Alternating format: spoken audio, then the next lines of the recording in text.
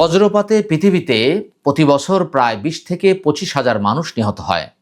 বাংলাদেশেও নিহতের সংখ্যা নেহায়েত কম নয়। প্রতি বছর বাংলাদেশে বজ্রপাতে প্রায় ৩০০ থেকে ৪০০ জন মানুষ নিহত হয়। বৈশাখ জ্যৈষ্ঠ মাসে এর পরিমাণ সবচাইতে বেশি থাকে। বজ্রপাতে পৃথিবী জুড়ে এত মানুষ নিহত হওয়ার পরেও এ সম্পর্কে আমাদের জ্ঞান এবং এ সম্পর্কে আমাদের সচেতনতা খুবই কম। বজ্রপাত কেন হয়? বিজ্ঞানীরা এ বিষয়ে বলে থাকেন যে মেঘের ভিতরে যখন জলীয় বাষ্প বরফে পরিণত হয় তখন সেখানে নেগেটিভ ও পজিটিভ চার্জ উৎপন্ন হয় এবং সেটা যখন বিস্তীর্ণ এলাকায় ছেয়ে যায় সেখান থেকে বজ্রপাত উৎপন্ন হয়। আল্লাহ তাআলা কোরআনুল কারিমে কি বলেছেন? আল্লাহ তাআলা বলেন, ওয়ায়ুসাব্বিহুর রা'দু বিহামদিহি ওয়াল মালাইকাতু মিন খিফাতিহি। আর আল্লাহর তাসবিহ পাঠ করে ফেরেশতাগণ এবং বজ্র তার ভয়ে। সূরা রদ ১৩ নম্বর সূরার ১৩ নম্বর আয়াত। রাসূলুল্লাহ সাল্লাল্লাহু আলাইহি ওয়াসাল্লামকে এই বিষয়ে প্রশ্ন করেছিল ইহুদিরা, ইয়া রাসূলুল্লাহ, বজ্রপাত কেন হয়? তখন রাসূলুল্লাহ সাল্লাল্লাহু আলাইহি ওয়াসাল্লাম বলেছিলেন যে বজ্রপাত আল্লাহর একজন ফেরেশতা, সে আল্লাহর হুকুমেই এটা করে থাকে। তিরমিজি হাদিস নাম্বার ৩১১৭, হাদিসটি সহিহ। বজ্রপাতে আমাদের করণীয় কি, বর্জনীয় কি? বজ্রপাতে আমাদের করণীয় হচ্ছে নিকটবর্তী কোনো ছাউনি থাকলে সেখানে চলে যেতে হবে, মানুষ থেকে দূরত্ব বজায় রাখতে হবে, কারেন্টের পিলার থেকে ধাতব বস্তু থেকে দূরে থাকতে হবে, কোনো বাড়িতে প্রবেশ করতে হবে জানলা দরজা বন্ধ করে দিতে হবে।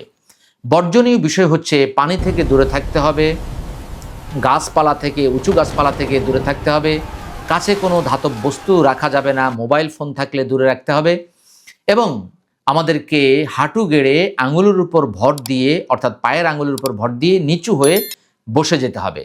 বজ্রপাতে আমরা কোন দোয়া পাঠ করতে পারি?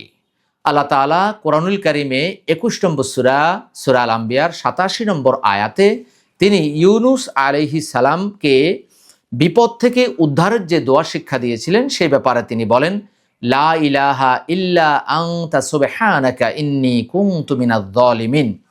লা ইলাহা ইল্লা আনতা সুবহানাকা, তুমি ছাড়া সত্য কোনো ইলাহা নেই, তুমি পুত পবিত্র, আর আমি ছিলাম জালিমদের অন্তর্ভুক্ত। অর্থাৎ এটি আল্লাহ ২১ নম্বর সূরা ৮৭ নম্বর আয়াতে উল্লেখ করেছেন। পরের আয়াতে আল্লাহ বলেছেন, ফাস্তাজাবনা লাহু ওয়া নাজ্জাইনাহু মিনাল গাম্মি ওয়া কাযালিকা নুনজিল মুমিনিন। অর্থাৎ ২১ নম্বর সূরার ৮৮ নম্বর আয়াতে আল্লাহ বলেছেন যে সে ডাকলো, আমি তার ডাকে সাড়া দিলাম এবং তাকে উদ্ধার করলাম, এভাবেই আমি ইমানদারদেরকে, মুমিনদেরকে উদ্ধার করে থাকি। অর্থাৎ আমরা যদি এই দোয়াটি পাঠ করি যে কোনো বিপদ আপদ বালা মুসিবত থেকে আল্লাহ আমাদেরকে উদ্ধার করবেন। দোয়াটি হলো লা ইলাহা ইল্লা আনতা সুবহানাকা ইন্নী কুনতু মিনাজ জালিমিন। রাসূলুল্লাহ সাল্লাল্লাহু আলাইহি ওয়াসাল্লামও আপনাকে আমাকে একটি দোয়া শিক্ষা দিয়েছেন, আদাবুল মুফরাদ ৭২৩ নম্বর হাদিস, হাদিসটি সহিহ। তিনি বলেন, সুবহানাল্লাযী ইউসাব্বিহুর রা'দু বিহামদিহি ওয়াল মালাইকাতু মিন খিফাতিহি।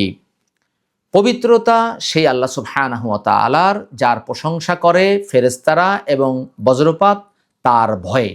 অর্থাৎ আমরা যদি এই দুটি দোয়া পাঠ করি তাহলে আল্লাহ আমাদেরকে রক্ষা করবেন এবং যেই প্রস্তুতিগুলো, অর্থাৎ যে করণীয় বর্জনীয় বিষয়গুলো আমি বললাম, এগুলো যদি আমরা করতে পারি তাহলে ইনশাআল্লাহ আমরা বজ্রপাত থেকে নিরাপত্তা লাভ করব।